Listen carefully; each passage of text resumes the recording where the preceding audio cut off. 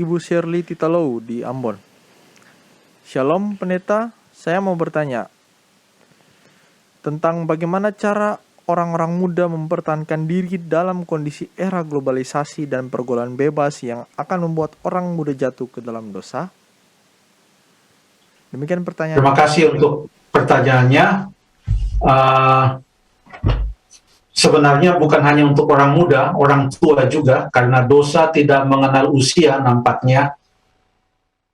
Jadi apa yang perlu dilakukan oleh satu golongan usia tertentu, prinsip-prinsip yang sama pun berlaku kepada mereka yang ada pada golongan usia yang lainnya. Orang muda, orang tua, remaja, dan lain sebagainya. Semua menjadi sasaran setan untuk membuat kita tetap tinggal di dalam dosa, melakukan dosa, dan tidak mau memohon pengampunan, dan tidak mau mengikuti Tuhan, dan tidak mau menerima Yesus sebagai juru selamat kita. Dan kalaupun kita sudah menerima Tuhan, setan mau agar supaya kita meninggalkan kebenaran, menyangkal Yesus, dan murtad, dan tidak mengikuti lagi Tuhan. Jadi pertanyaan ini sangat penting. Apakah kira-kira yang bisa dilakukan seseorang dalam kondisi era globalisasi dan pergaulan bebas?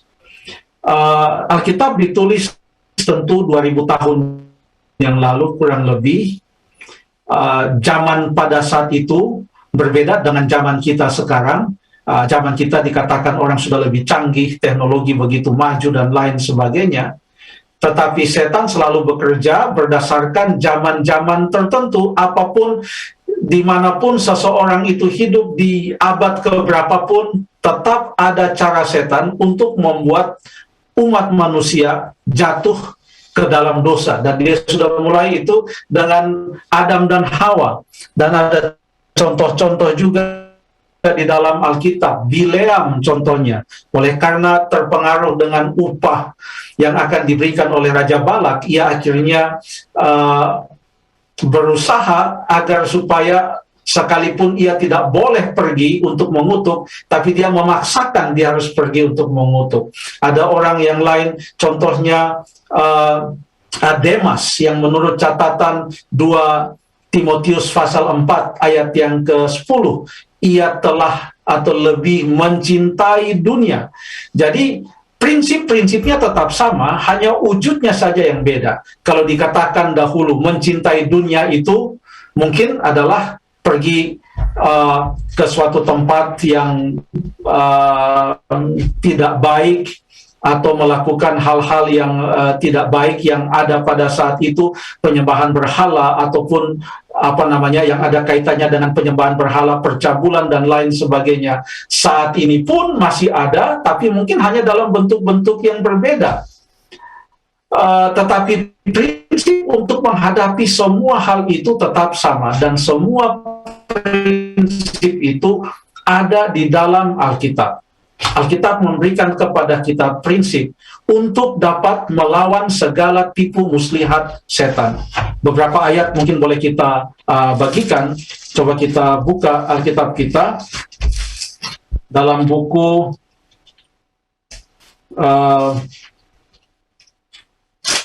Satu Petrus pasal yang ke-5.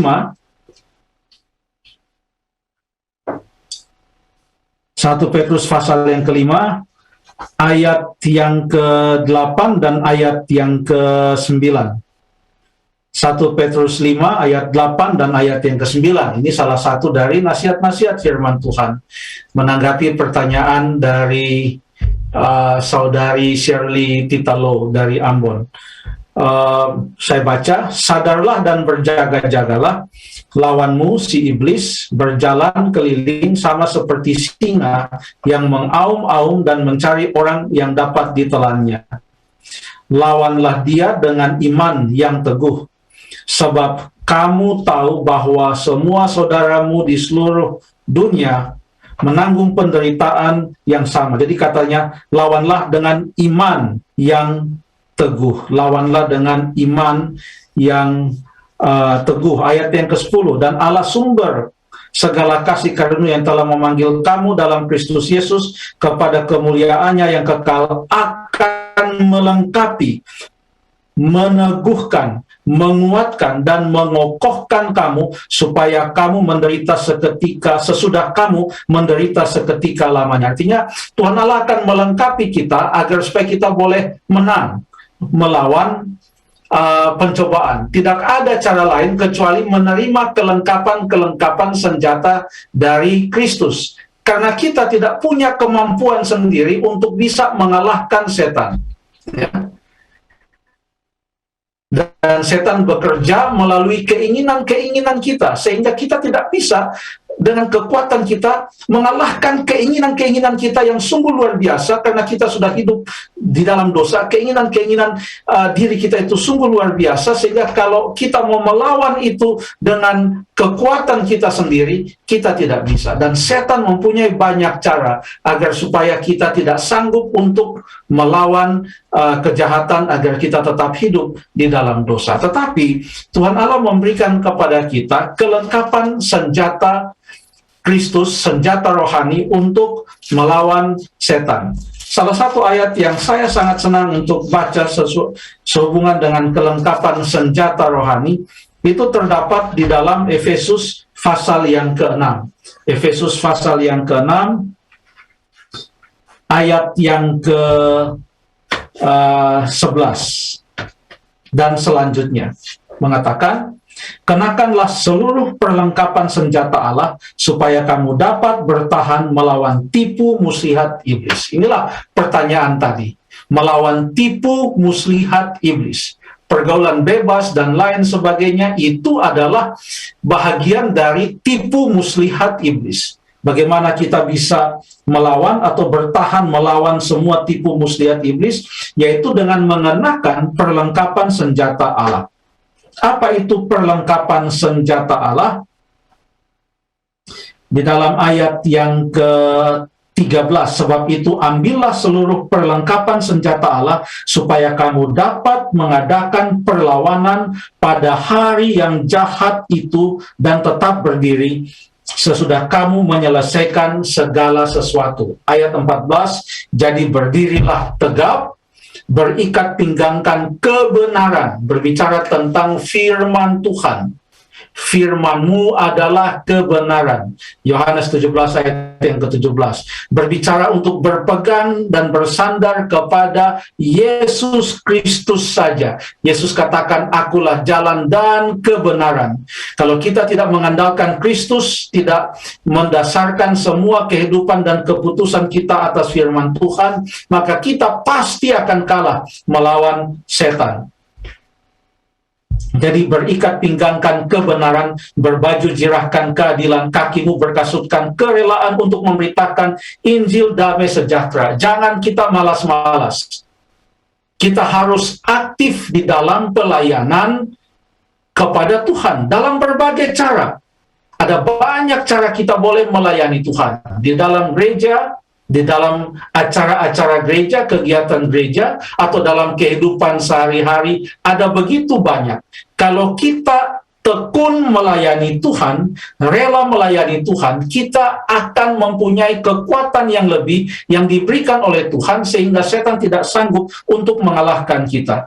Kemudian yang berikut, dalam segala keadaan pergunakanlah perisai iman, sebab dengan perisai itu kamu dapat memadamkan semua panah api dari si jahat. Perisai iman, iman siapa?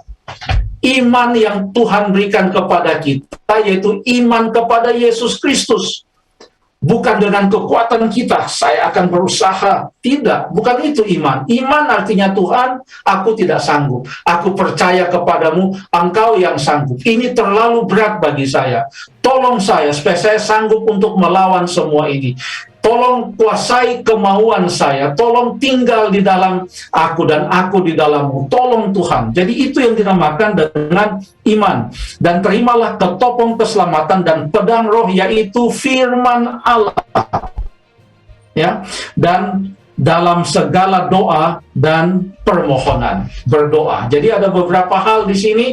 Itulah yang disebutkan dengan perlengkapan senjata Allah, agar kita boleh tetap mempertahankan diri di dalam iman, agar kita tidak kalah atau dikalahkan oleh setan. Satu hal lagi yang perlu untuk kita renungkan adalah bahwa kita ini adalah milik Kristus. Kita ini bukan milik kita sendiri, karena kita telah ditebus dengan harga yang begitu mahal oleh darah Kristus. 1 Korintus 6 ayat 19 dan ayat yang ke-20. Oleh sebab itu, muliakanlah Allah dengan tubuh kita. Jangan sampai kita merasa bahwa kita boleh melakukan apa saja dengan tubuh kita ini. Tidak, karena tubuh kita ini bukan milik kita, tapi tubuh kita ini adalah milik Allah. Kurang lebih demikian. Mudah-mudahan membantu. Terima kasih.